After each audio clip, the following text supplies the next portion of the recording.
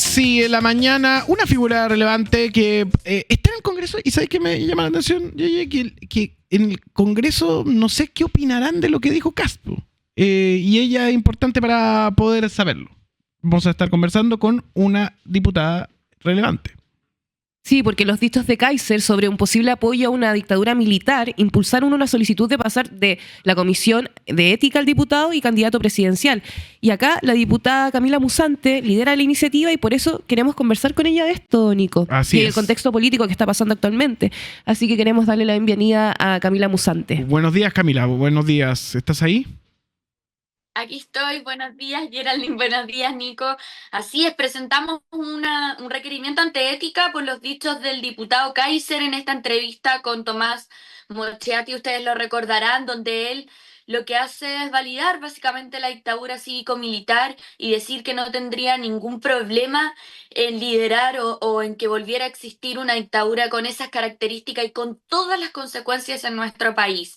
Claramente dichos que atentan contra la democracia y que son proferidos por un parlamentario. Nosotros acá en el Congreso Nacional lo que hacemos es legislar de manera democrática para representar al pueblo chileno y por lo tanto dichos que van en un sentido contrario, que validan las dictaduras, que son lo más antidemocrático que puede existir y que abren una herida, ¿cierto?, que aún se encuentra abierta en nuestro país. Nos parece que tienen que tener un freno, tienen que tener una sanción, tienen que tener un castigo y la política también tiene límites porque esto no es casualidad.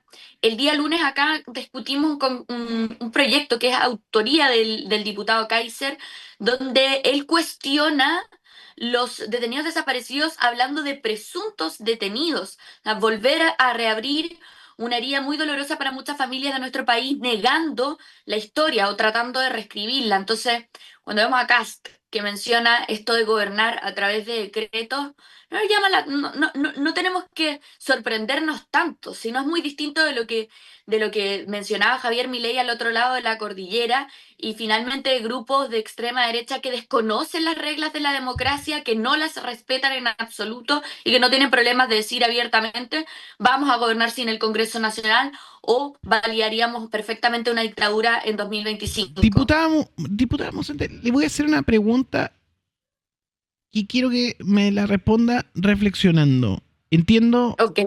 entiendo su pasión y entiendo su posición. Pero ayer apareció este tema de los decretazos y del quitarle importancia al Congreso. Y hay una sensación de que el Congreso se entrampa o no avanza o no toma decisiones importantes para la gente. ¿Qué le respondería a esa sensación? En este imperio de las sensaciones, le doy ese punto, porque como hemos visto, estuvimos con Alejandro Ojeda de Ipsos, hay mucha percepción sobre cosas que no son en la realidad. Vivimos en esa burbuja mediática, de redes sociales, de lo que sea. Pero ¿qué le diría usted a alguien que dice que no son importantes las instituciones a escala, que no son tan relevantes, que se puede hacer medidas vía decreto? ¿Qué les explicaría?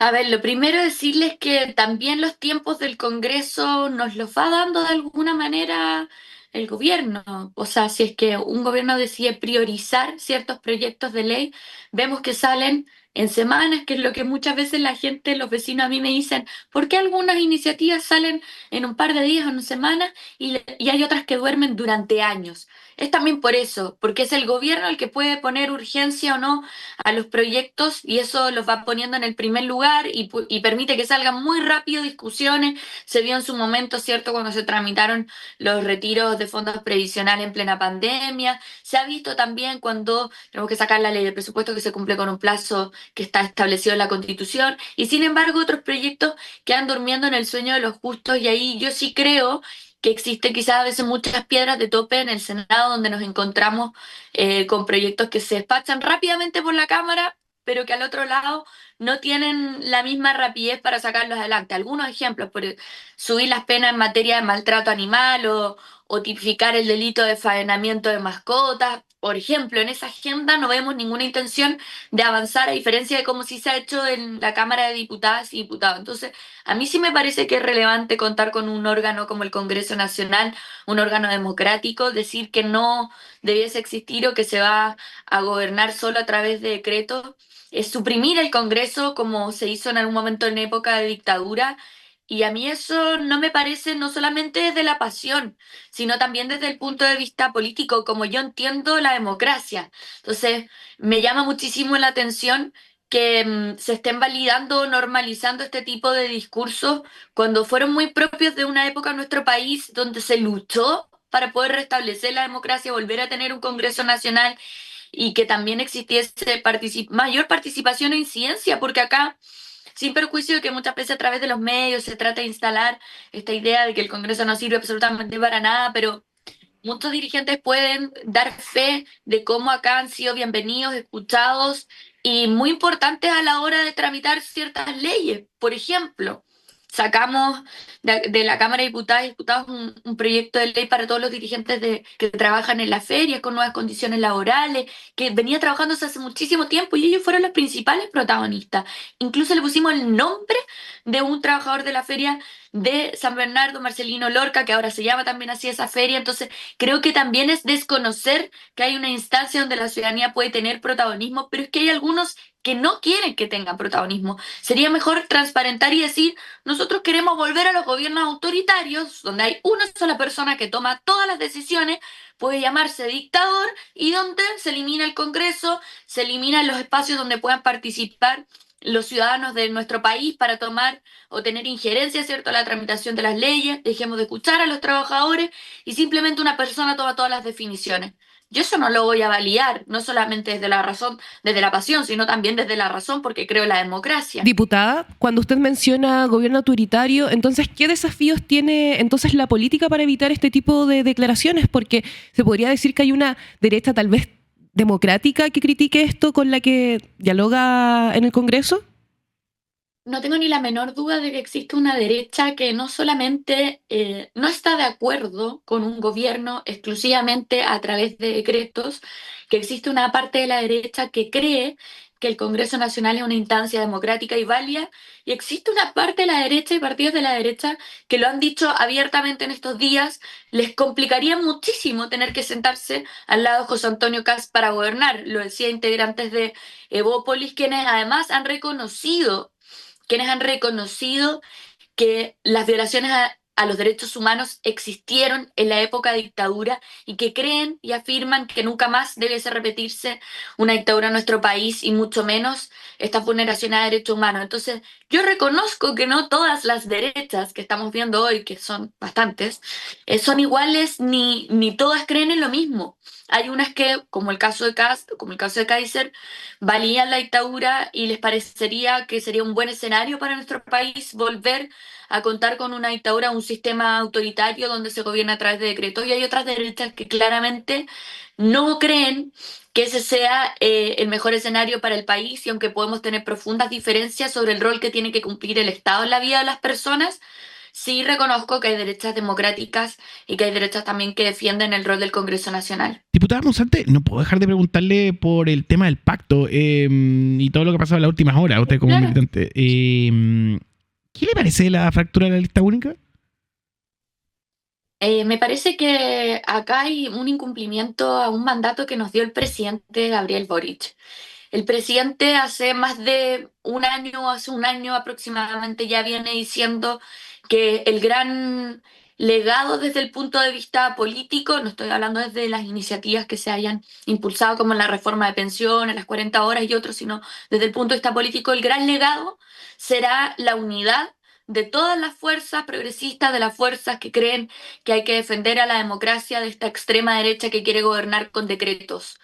Y ese llamado del presidente Boric, todos los partidos, todas las fuerzas políticas progresistas dijimos, estamos a disposición de cumplir con esta misión y también de hacer sacrificios si es necesario, por un bien mucho mayor, que es hacerle frente precisamente a la extrema derecha. Entonces, si alguien hoy día cree que bajándose de la lista única está ayudando o colaborando, en la unidad está absolutamente equivocado. Este es un favor que se le hace a estas fuerzas de extrema derecha que quieren gobernar solo con decreto o algunos que quieren reivindicar la dictadura en nuestro país. Entonces yo llamo, ya que todavía quedan algunos días para la inscripción, a la sensatez y también a entender que el defender la democracia requiere hacer sacrificio. A eso nos convocó el presidente Boric. Y también son partidos que han sido parte del gobierno, por lo tanto acá hay que tener una coherencia con un trabajo que se ha venido dando durante 4 años y en el último minuto bajarse de la lista solamente por tener mayores aspiraciones me parece que no es entender el momento histórico que estamos viviendo. Diputada, ¿esto significa que va a competir por la Araucanía como se especuló en medios en el cupo senatorial de Jaime Quintano, no? No, eso está despejado hace muchísimo ¿Sí? tiempo. Me llama la atención que aún me pregunten. Yo igual Nunca es malo subrayarlo, ¿ah? Le Sí, nunca es conviene. malo subrayarlo, pero aprovecho de comentarle también a ustedes acá en Turno PM. Yo En turno AM, agradezco no, mucho. es turno AM. ¿O en turno PM? No, Perdón, turno AM. Esto es turno AM. turno AM, perdón. Pero si recibes turno PM estamos contentos, ¿eh? Eso. Sí, mira, a mí en alguna oportunidad me plantearon la idea de postularme como candidata al Senado por la región de la Araucanía, que es la región en la que yo crecí y viví mi infancia y adolescencia, pero yo todo mi trabajo lo he realizado en mi querido distrito, la provincia del Maipo, Melipilla, Talagante, he tenido el privilegio de representarlos y trabajar con ellos durante estos 4 años, que además es mi primer periodo como parlamentaria, así que mis intenciones de continuar en el Congreso por un solo periodo más como diputada están puestas ahí en el Distrito 14, aunque entiendo y agradezco muchísimo que se me haya considerado a tan corta edad, ¿cierto? Y con tan poquitos años para ser una candidata al Senado, pero yo quiero seguir trabajando por el Distrito 14. Diputada, igual no se sorprenda si la piden, porque usted se ha vuelto una figura súper importante por su agenda en la persecución del caso Hermosilla y también otros casos de corrupción que hemos visto. Y quisiéramos saber en qué está la agenda de la probidad. Bueno, la agenda de la prioridad enfrenta varios desafíos porque si bien se promulgó una... ¡ay, me están entrando llamadas spam! No, corte, Pues, corte. ahora que hay una ley que lo impide, está bien, o por lo menos que lo Si, alerta con los números 600. si te estaba escuchando y sabes que a mí me pasa lo mismo, me da como ansiedad el bloqueo, entonces Le pasa lo Es mismo. parte del club de gente considerada con los robots. sí, yo soy considerada y siento que tengo que tener como espacio por si me llama algún dirigente o alguien que no tenga registrado, entonces no me voy a acoger a los true callers ni ninguna de esas cosas, voy a esperar que la ley funcione. Es bueno igual, funciona. Oiga, diputada, bueno, como decía Geraldine, usted ha tenido una carrera bien destacada y ha llamado harto la atención, ha sido como fuerte en esta temporada. Y ahí vuelvo a subrayar lo que decía mi compañera, el tema de la agenda de probidad, cómo va avanzando, cuál es el plan, o este país no tiene sentido ni destino si seguimos así, pues, hay que decirlo. Bueno, sí, creo que vamos a recorrer un camino muy trágico si no cambiamos algunas reglas estructurales. Mira, nosotros presentamos proyectos para materia de transparencia y probidad, finalmente fue recogido por el propio gobierno, hay una nueva legislación en materia de lobby, pero yo creo que todavía hay que hacer más. Me parece que esos esfuerzos son insuficientes y que todas las autoridades independientes, si haya una ley que nos obligue a hacerlo o no, que nos vayamos a presentar en estas elecciones, como mínimo debiésemos, como una manera de transparencia activa, mostrar abiertamente nuestros movimientos bancarios. Yo creo que el secreto bancario debe ser una medida de transparencia activa para todas las autoridades que estén en cargos de elección popular, o sea, diputados, diputadas, senadores, alcaldes, concejales, y por cierto, también del Poder Ejecutivo, porque acá el riesgo es que se infiltre el crimen organizado en nuestras instituciones, y cuando hablamos de crimen organizado nos referimos al sicario MX que se arrancó en un Uber hasta la frontera, la jueza que lo dejó en libertad, y así la lista es bastante larga. Entonces, si nosotros no queremos convertirnos en Ecuador o en Colombia, lo primero que tenemos que hacer es mostrar con total transparencia, ahí hay una medida de prioridad activa, invito también a mis colegas a que lo sostengan en estas elecciones, no solamente basta con hacerse el test de droga, para descubrir cuáles son los lazos o los vínculos que pueden existir con el narcotráfico, sino que también es necesario mostrar las transferencias y finalmente los movimientos bancarios, porque veíamos que bandas como el Tren de Aragua lavan dinero a través de transferencias bancarias, más de 12 billones de dólares. Entonces, el discurso que se ha tratado de instalar de la oposición, de que es casi ridículo tener que mostrar las cuentas bancarias porque los criminales no las utilizan para lavar dinero activo, es absolutamente falso. Y nosotros en esto creo que debemos tener un poquitito más de iniciativa. Pero además, y les quiero plantear esto, Chile necesita tribunales especializados en crimen organizado. O sea, nosotros no podemos quedarnos mirando lo que ha ocurrido con el Poder Judicial con distancia. Yo presento una reforma que espero que hoy día se ponga en tabla en la Comisión de Constitución, y en eso me van a seguir viendo muy activa porque, como me decía un colega, y soy abogada de profesión, tienes alma persecutora, tengo alma persecutora, y creo que en eso tenemos que mejorar y perfeccionar nuestras instituciones para que la persecución a estos delitos que atentan finalmente contra, no solamente contra la probidad, sino contra la propia sensación de que no haya justicia, o de que los jueces estén respondiendo a otros intereses. Y no estamos hablando necesariamente de los poderes económicos, sino que estamos hablando de bandas criminales. No podemos permitirlo, y todavía estamos a tiempo, así que noticia en desarrollo, como dicen ustedes. Así es. Camila Musante, esta mañana con nosotros, ha sido un honor tenerla acá en turno. Muchas gracias por conversar con nosotros. Muchas gracias a ustedes por invitarme, y espero que no lleguen tantas llamadas spam, si no vamos a tener que bajar esas aplicaciones que están recomendando. A mí Truecaller me gusta. Le entregué todo mi dato a un gringo que no sé qué va a hacer con eso, pero funciona y permite poder saber de repente los misteriosos llamados que uno tiene para evitar contestar. Así que nada, por lo menos es mi opción. Usted tiene la suya. Muchas gracias por estar ahí. Un abrazo, que estén bien, que tengan buen día. Chao. Una charla para entender lo que está pasando. Esto fue la conversación de hoy. En Turno AM.